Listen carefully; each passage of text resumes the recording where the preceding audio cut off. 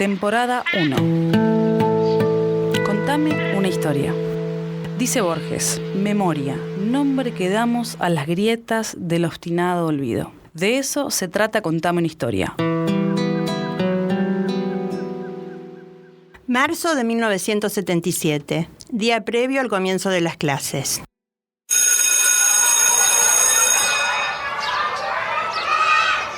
Yo estaba en segundo año del profesorado de educación especial. Tenía una beba de 1 año y acababan de sacarme la muela del juicio. Vivía a 2 cuadras de la escuela Nuestra Señora de Pompeya. Mi cuñada era docente de la misma.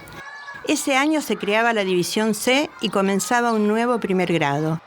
En esa época, cuando se daba la creación de un cargo, era sabido que no era rentado. Por lo tanto, tenías que trabajar más o menos 1 año escolar y luego te pagaban.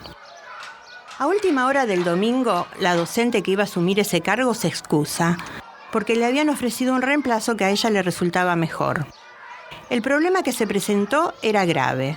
Al día siguiente, 45 niñitos iban a asistir entusiasmados a su primer grado. Había que conseguir a alguien, al menos para que los recibiera ese día.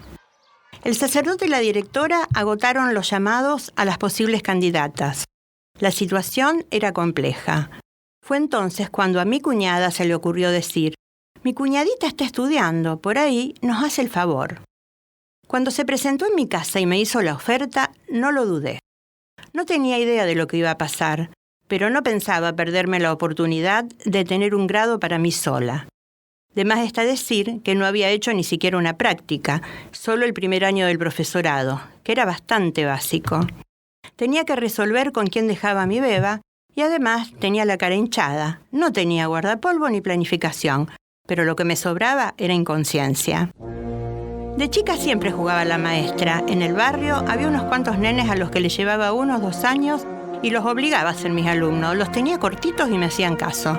Se ve que en mi imaginario pensaba que era algo parecido a esa experiencia. Conseguí un guardapolvo. Mi suegra se comprometió a cuidarme la nena. Armé una carpetita con algunas actividades que se me ocurrieron y allá fui. No puedo explicar la sensación que tuve cuando entré a la escuela y las maestras me hablaban como si yo fuera una más. No tenía muy en claro qué iba a hacer. Sonó el timbre y me dijeron: «Andá a formarlos, les tenés que enseñar todo, porque vienen de lugares diferentes y algunos no conocen la escuela». Entré en pánico. Cuando una multitud de infantes se acercaba y demandaban atención, todos con las mamis que iban a conocer el salón. Nada era como lo había imaginado. Todo se agrandó. El espacio, la cantidad de niños, la cantidad de mamis. En esa época no se hablaba de ataque de pánico, pero yo creo que tuve uno. Aún hoy, no sé qué hada madrina se apoderó de mí y me imbuyó la cordura y la apariencia que calmó las ansiedades de las madres que me hacían recomendaciones sobre sus niños, a los que yo no identificaba. Obviamente, era la primera vez que los veía, a ellos, al patio, al salón, a la directora. Cuando me quedé sola con los chicos, repito, eran 45, nos miramos y desde el frente sentí que tenía un ejército delante. Eran tantos, con tantas expectativas, pero en fin, salió todo bien. Como ya era mamá, me sabía canciones y cuentos y pude salir del paso con éxito, siempre pensando que solo iba a estar allí ese primer día. A las 12 del mediodía me sentía agotadísima. Me iba despidiendo cuando el cura me dice: «¿Podés venir mañana? No conseguimos a nadie que quiera trabajar sin cobrar». La verdad es que sentí una secreta alegría. Le había empezado a tomar el gustito a la docencia y por supuesto que acepté. No fue fácil organizarme. Estaba cursando el profesorado de 18 a 23. Tenía una beba y una situación económica tambaleante, ya que estábamos construyendo una casa. Solo trabajaba mi marido y la verdad es que yo no podía darme el lujo de trabajar sin cobrar, pero lo hice.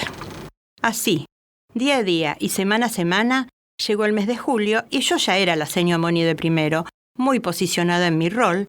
Había logrado mantenerme firme con un grupo muy heterogéneo de niños y familias.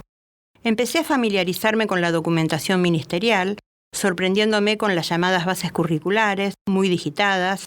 Era época del proceso y había que ser cuidadosa con los contenidos a tratar, como así también con los comentarios que se hacían con las madres. Tenía alumnos con padres desaparecidos, otros presos y otros muy adictos a los militares.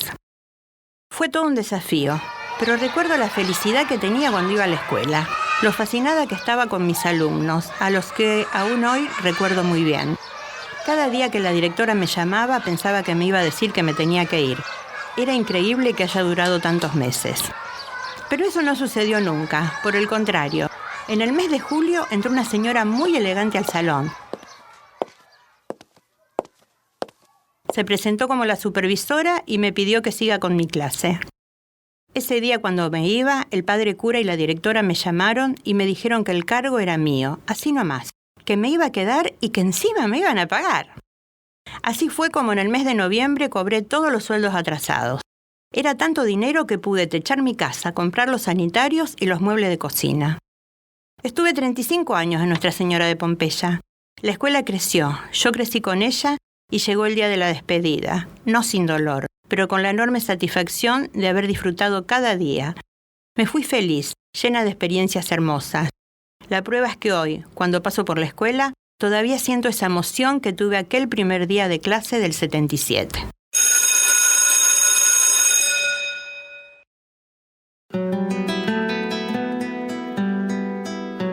¿Qué pasa cuando alguien cuenta una historia? Otra historia aparece, una historia distinta, pero parecida. ¿Qué pasa cuando alguien escucha una historia? Aparece otra historia, parecida, pero distinta. ¿Cuántas historias hay en el aire? Dale, contame una historia. Almorzando con mis raíces. Mientras lavo muy bien las papas, aparecen las narices arrugadas de siempre diciendo: «Eso vas a comer otra vez. ¿Cómo te puede gustar esa comida?». No entienden que se trata de un alimento completo de sabor, de tradición y de entrañable compañía. Cada vez que preparo mi plato del alma, siento acercarse a la mesa a los seres queridos de mi niñez. Las papas con su cáscara ya están hervidas. Las dejo enfriar apenas. Las pelo y las piso. En los años 50 no hacía falta esperar el 29 de cada mes para comer ñoquis. Cualquier día venía bien para reunirnos y juntos volver a escuchar las historias del lejano y añorado pueblo italiano de donde había venido la parentela. Listo y salpimentado el puré. Un puñado de harina, un huevo, mezclo y estiro la masa. Los relatos abarcan una amplia distancia de tiempo. Los nonos paternos nacieron alrededor de 1878. Se casaron a los 20 años de edad y tuvieron los hijos en los comienzos del 1900. Mi tío y mi papá estudiaban en escuelas de arte e industria cuando estalló la Gran Guerra. Para ese entonces, el nono ya no estaba.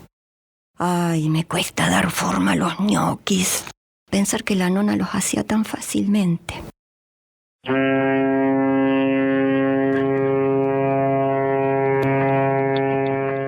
Entre 1927 y 1928, mi papá y mi tío llegaron a Rosario con una valija de sueños y apenas lo puesto. Ahí, bajo un cielo diáfano, estaban el río y la pujante ciudad prometiendo gratificar esfuerzos. Pronto, junto a otros paisanos, lograron sentirse parte de estos lares. Los hermanos trabajaron y ahorraron para traer con ellos a la nona y a su sobrina casi hija, Elena. Mi papá se casó con la María, mi madre, el tío con la prima Elena, que tras varios años sin verse, lo había deslumbrado. Ahora había 2 familias más establecidas en la turbulenta República de la Sexta. El barrio de entonces era un gran espacio de casas bajas, vivero, clubes, cines, heladerías, depósito de maderas, industrias, talleres, fábricas. La fábrica de conservas de nuestros vecinos le daba un ritmo colorido a la zona cuando a media mañana las trabajadoras de delantal, cofia y botas iban a buscar bizcochos y facturas a la panadería. Se destacaban los campanarios de las iglesias, instituciones como el Hospicio de Huérfanos, Instituto El Buen Pastor, hospitales y ferrocarril completaban la geografía. Los pobladores de distintos orígenes eran todos sencillos y solidarios. Los chicos teníamos varias escuelas cerca para asistir. Jugábamos en la calle o en la plaza y también nos amacábamos en las palmeras del boulevard. Bajo la mirada atenta de los vecinos, andábamos por las veredas en bici, en Ferrari de lata o en sulquiciclo. Todos los años aplaudíamos a nuestros hermanos, primos y amigos en los esperados conciertos de piano que organizaba Rosa en su gran casa de balcones abiertos para que todos pudieran oír y disfrutar el evento. Las madres sonreían emocionadas ante el talento de sus hijos. Crecíamos sanos y contentos de tanto que teníamos. Desde aquel entonces mantenemos todos los vínculos heredados. La ciudad, reconocida hija de su propio esfuerzo, sigue siendo abierta, cálida, hospitalaria. Una vez, un viajero me dijo que Rosario es linda porque tiene nombre de mujer. Hoy, 2024, la sexta es la cuarta que crece a lo largo y a lo ancho. Van surgiendo atractivos edificios en todas las cuadras. Nosotros no nos movimos de acá. Nuestro árbol tiene brotes nuevos. Ahora cuidamos y paseamos nietos. Y mi prima ya es bisabuela. A lo largo del tiempo tuvimos grandes momentos y no tan grandes, alegrías y tristezas, resignación y esperanza. Siempre esperanza. Los ñoquis ya están cocidos. Los baños con un poco de manteca derretida, rocío con canela mezclada con un fitín de zucchero. Y listo. El aroma dulce del plato y los recuerdos me hacen agua a la boca. Te invitamos a visitar las redes de la Universidad para Personas Mayores en la UNR, unr.edu.ar/personas mayores.